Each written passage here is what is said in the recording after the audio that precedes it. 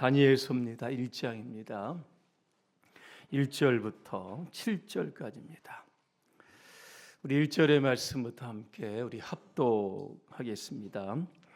유다 왕 여호야김이 다스린 지 3년이 되는 해에 바벨론 왕 느부갓네살이 예루살렘에 이르러 성을 에워쌌더니 주께서 유다 왕 여호야김과 하나님의 전그릇 얼마를 그의 손에 넘기심에 그가 그것을 가지고 신할 땅 자기 신들의 신전에 가져다가 그 신들의 보물 창고에 두었더라. 왕이 환관장 아스부나스에게 말하여 이스라엘 자손 중에서 왕족과 귀족 몇 사람 곧 흠이 없고 용모가 아름다우며 모든 지혜를 통찰하며 지식에 통달하며 학문에 익숙하여 왕궁에 설만한 소녀를 데려오게 하였고 그들에게 갈대아 사람의 학문과 언어를 가르치게 하였고 또 왕이 지정하여 그들에게 왕의 음식과 그가 마시는 포도주에서 날마다 쓸 것을 주어 3년을 기르게 하였으니 그 후에 그들은 왕 앞에 서게 될 것이더라.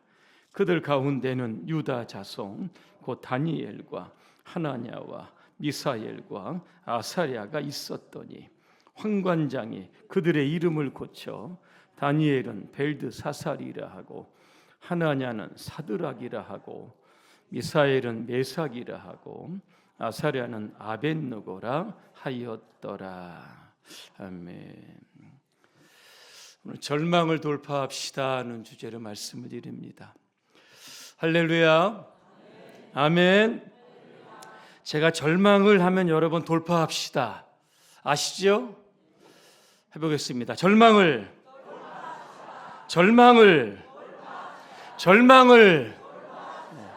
1부 때보다 소리가 조금 작습니다.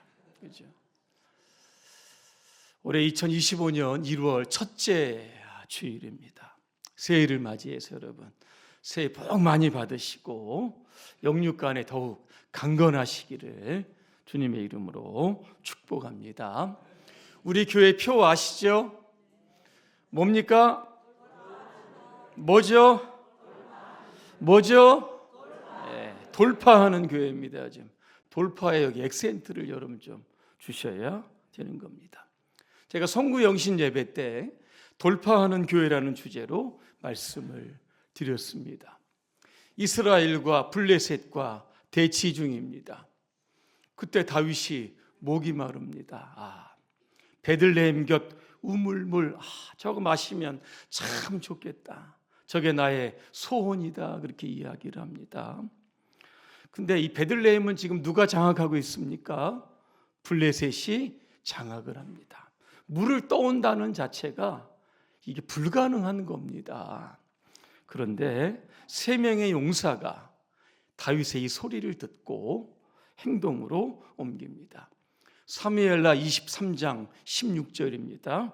세 용사가 블레셋 사람의 진영을 돌파하고 지나갔다 이렇게 되어 있습니다. 물을 떠왔다는 그런 이야기입니다. 여기에 돌파라고 하는 단어가 나옵니다. 돌파를 영어로 뭐라고 이야기합니까? 자신 있게 브레이크 스루 이렇게 이야기합니다. 이 뜻은 막혀 있는 것을 뚫다. 그죠? 장애물을 뚫고 나가다 이런 뜻을 담고 있습니다. 비슷한 말이 돌격 앞으로 여러분 아마 아실 겁니다. 알렉산더 왕 이야기를 좀 하려고 합니다. 워낙 거대한 땅을 정복했던 왕입니다. 한 번은 소수의 군인들을 데리고 한 도시를 정복하러 갑니다. 도시의 왕을 찾아갑니다. 항복하라 그랬더니 이 왕이 비웃는 겁니다. 아니 요만한 군사를 가지고 우리와 싸워서 어떻게 이기려고 하느냐? 항복할 수 없다. 우리는 당신과 싸우겠다 그랬습니다. 근데 알렉산더가 그 도시의 왕을 이렇게 이야기합니다. 이 군대의 숫자는 작지만 이 숫자가 얼마나 강한지 내가 보여주겠다. 군인들에게 명령을 합니다. 일렬로 쫙 세우고 낭떠러지를 향해서 가라고 명령을 하게 됩니다. 그때 군인들이 낭떠러지를 향해서 행군하기를 막 시작을 여러분 했던 겁니다. 그 모습을 봤던 이 도시의 왕이 깜짝 놀랍니다. 그러면서 우리가 항복하겠다, 손을 들었다는 이야기입니다. 돌파는 돌격 앞으로입니다. 거기에 목숨을 거는 겁니다. 그래야 인생의 고지도 정복할 수 있는 것이고 여러분의 인생의 목표도 점령할 수 있는 겁니다. 오늘부터 주일에 좀 제가 다니엘서를 강해를 하려고 합니다. 성경 중에 이 돌파라고 하는 이러한 단어에 가장 적합한 인물이 누구일까를 한번 찾아봤습니다. 에스더라고 하는 사람도 그렇고 느헤미야라고 하는 사람도 그렇고 또 하나 오늘 다니엘이라고 하는 사람이 바로 돌파하는 사람입니다. 이 다니엘서의 기록 연대를 보니까 BC 605년부터 530년입니다. 이때는 유다가 바벨론의 포로기에 있었던 그러한 시절입니다. BC 605년에 바벨론이 유다를 1차로 침공해서 왕족과 귀족을 포로로 끌고 갑니다. 그 중에 누가 있습니까? 오늘 다니엘이 있습니다. 다니엘은 여러분 왕족입니다. 다니엘서를 쭉 읽다 보면 여러분 어렸을 때 들으셨던 그 굉장히 기적적이고 신나는 장면들이 나옵니다. 다니엘 3장에 보니까 다니엘 세 친구가 나옵니다. 이방신에게 절하라 그랬습니다. 그랬더니 못하겠다는 겁니다. 그러면 풀문불에 던져 너희를 죽이겠다. 그래도 못하겠다는 겁니다. 결국 하나님만 섬기겠다라고 하는 그 믿음, 그렇죠? 그 유일시 신앙을 지키기 위해서 결국은 풀문불에 던져지지만 그러나 하나님이 그들을 살리신 기적의 장면이 나옵니다. 다니엘서 6장입니다.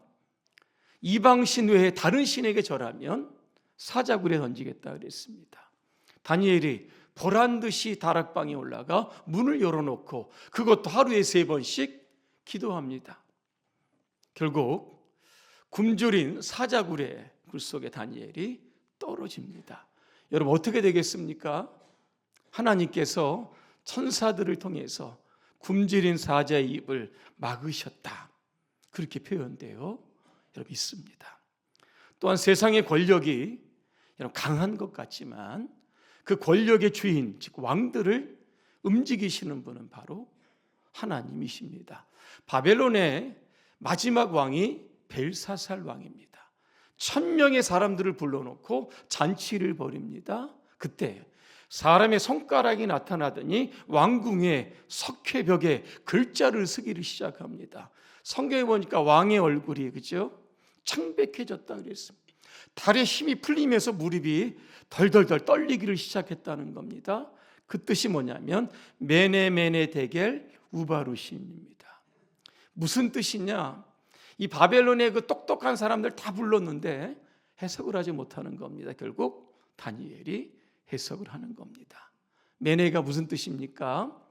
하나님께서 왕의 시대를 세워보니까 끝났다는 겁니다. 데겔은 뭡니까? 하나님이 당신을 저울에 달아보니까 부족하다는 겁니다.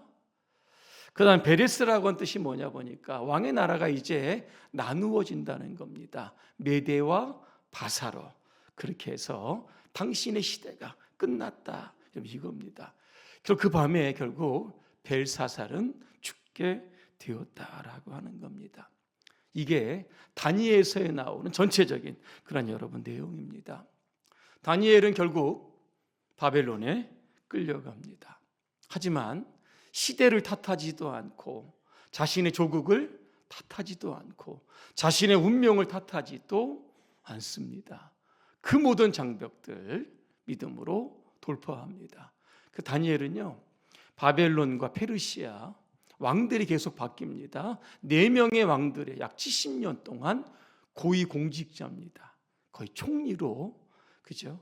포로로 끌려갔는데 한 나라의 총리가 될 수 있겠습니까? 그렇게 하나님께서 그에 쓰임받은 사람이 바로 다니엘이다라고 하는 겁니다. 요즘도 마찬가지죠. 세상을 향해서 비관하는 사람보다 세상의 어떤 절망을 보고 돌파하는 사람들, 그러한 사람들이 결국 성공하고 신앙적으로도 성공할 수 있다라고 하는 겁니다.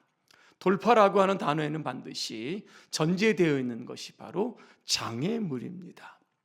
장애물이 없으면 좋겠는데 그렇게 생각되지만 장애물이 없으면 사람은 다 나약해집니다.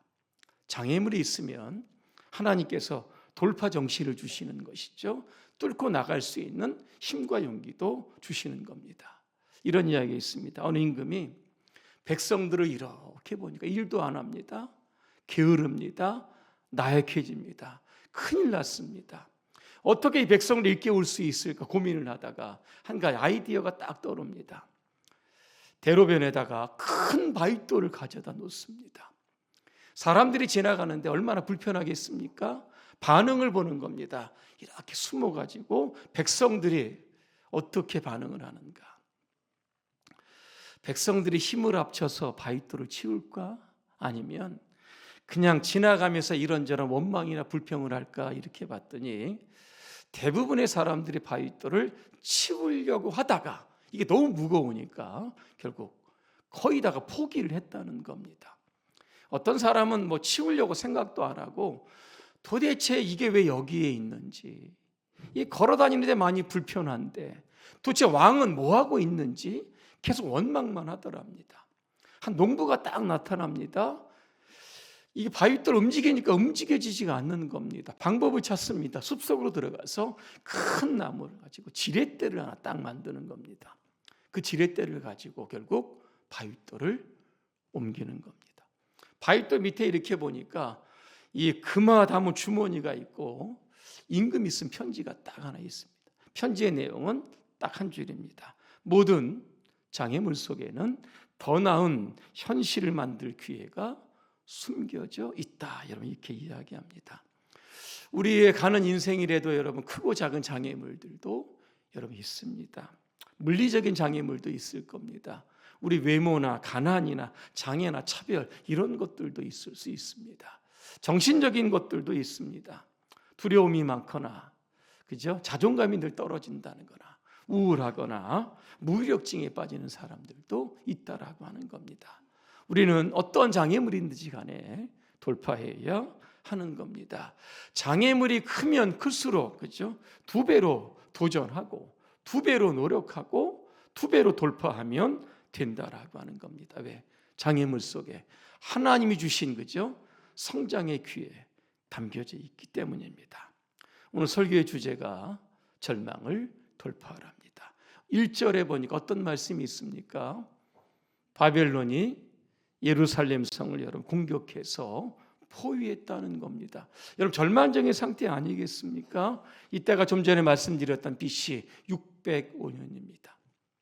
다니엘이 바벨론의 포로로 끌려갔습니다. 그때 여러분 다니엘의 나이가 몇 살쯤 됐을 것 같습니까? 한번 생각해 보시죠. 한 15살 정도 됐다고 합니다.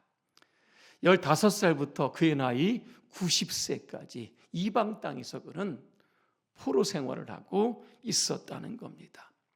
바벨론이라고 하는 거대한 절망 앞에 그도 수없이 막 울음을 터뜨렸을 겁니다.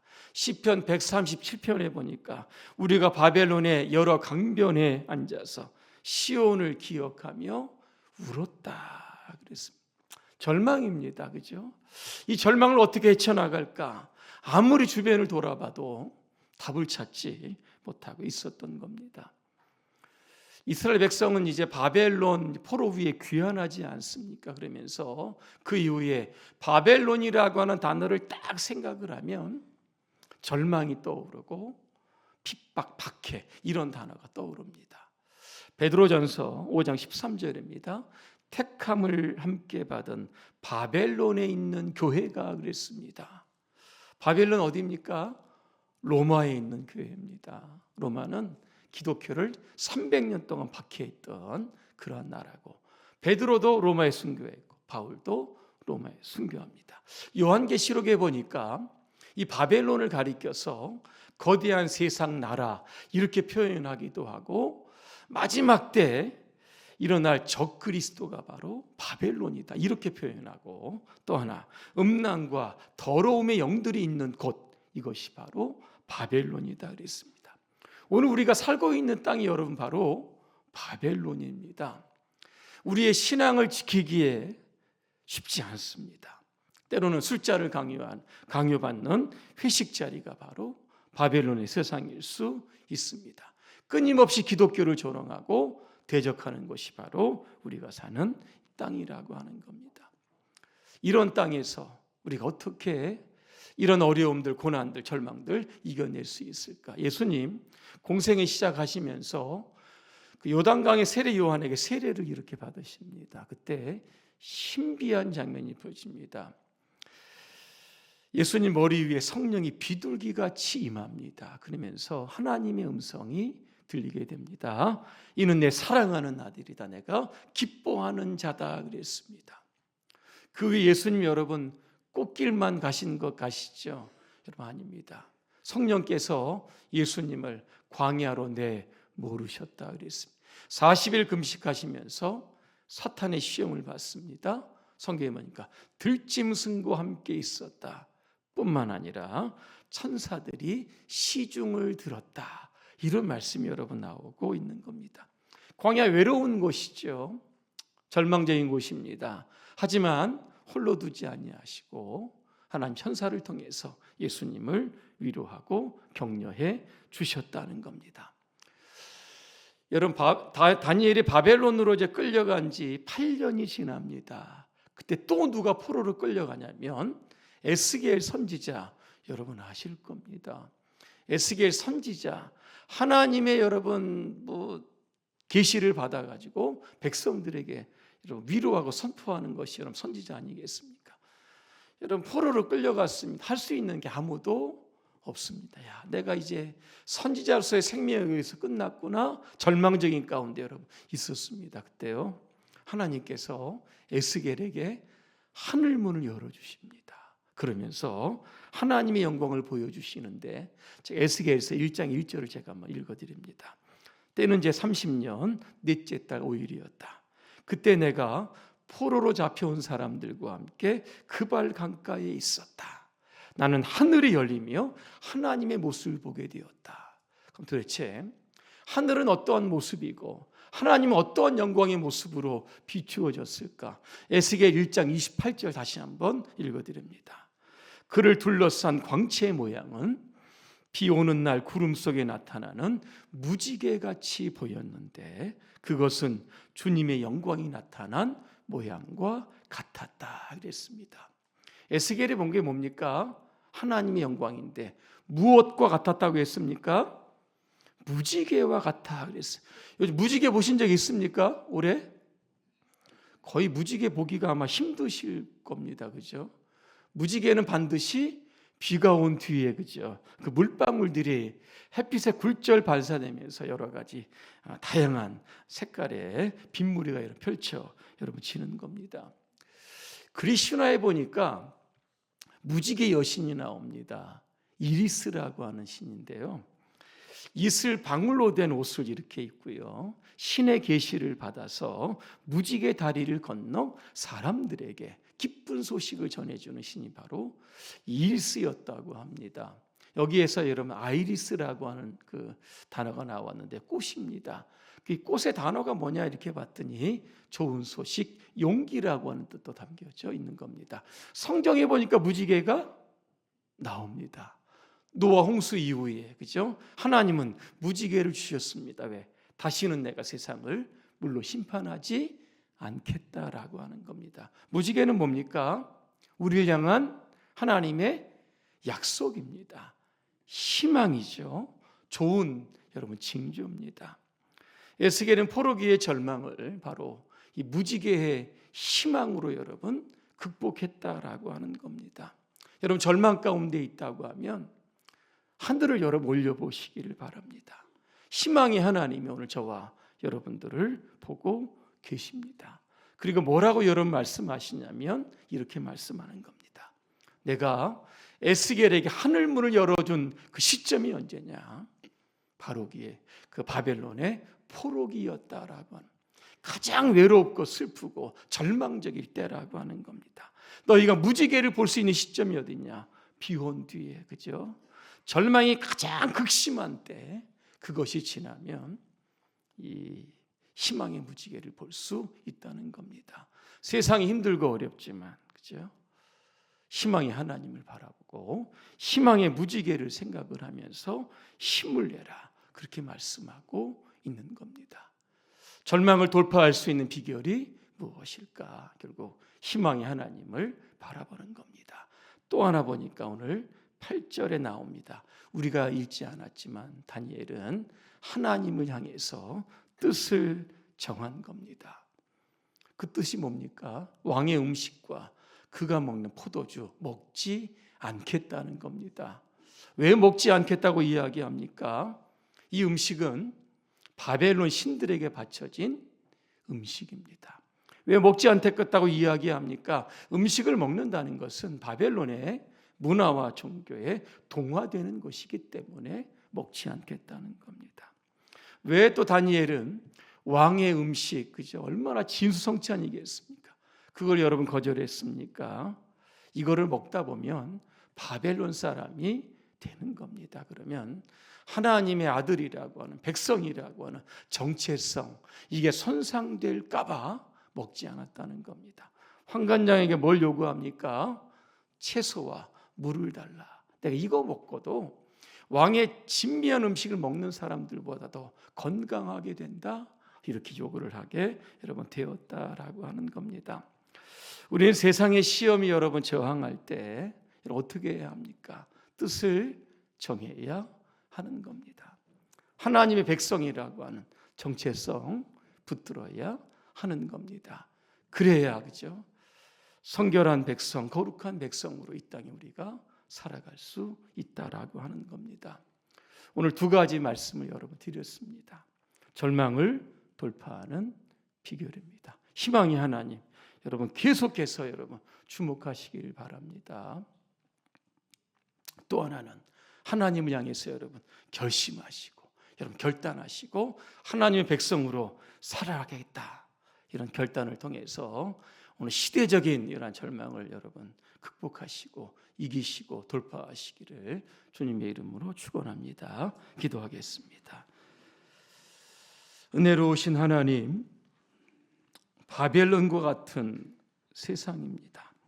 우리의 믿음을 계속 시험하고 우리의 이름을 바꾸라고 합니다. 크리스찬이 아니라 바벨론 사람으로 살아가고 세상 사람으로 살아가고 강요하는 그러한 시대입니다. 이런 시대 하나님 뜻을 정하게 하여 주시옵소서. 악한 세상을 이겨낼 지혜와 용기도 허락해 주시옵소서. 그래서 우리 하나님의 거룩한 백성으로 살아가도록 우리를 붙들어 주옵소서. 예수님의 이름으로 기도합니다. 아멘.